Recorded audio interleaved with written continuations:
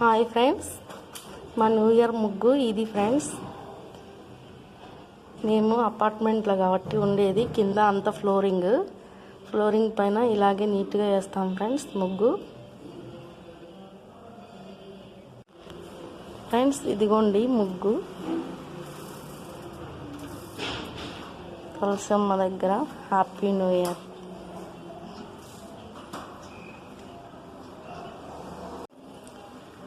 Friends ప్రతి జనవరికి సంక్రాంతికి ముగ్గులు అంటే నాకు మా అమ్మకి, నాకేమో ఇలా డిజైన్స్ వస్తాయి, మా అమ్మకేమో చుక్కల ముగ్గులు వస్తాయి ఫ్రెండ్స్.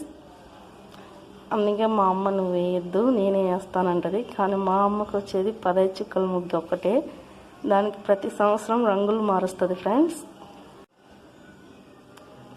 ముగ్గు చూసారు కదా, ఇంకా కేక్ కట్ చేద్దాం. జనవరి అంటే రంగు ముగ్గులు, కేక్ కటింగ్లే కదా ఉండేది. రండి ఫ్రెండ్స్ కేక్ కట్ చేద్దాం. ఫ్రెండ్స్ హ్యాపీ న్యూ ఇయర్ అందరికీ. ఇదిగోండి happy new year cake.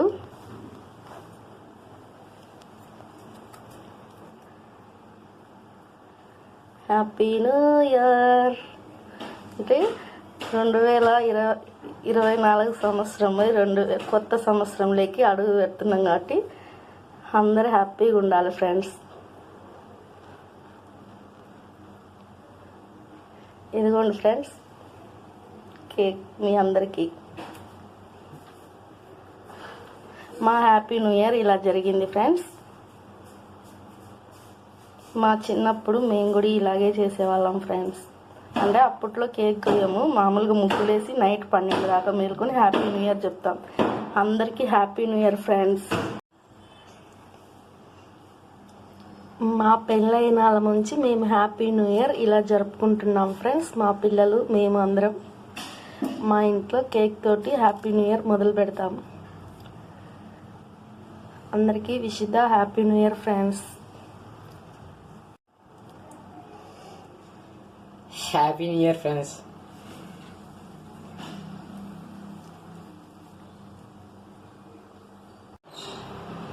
Hi friends, ఈరోజు జనవరి 1 కదా, మా ఇంట్లో స్పెషల్ వచ్చేసి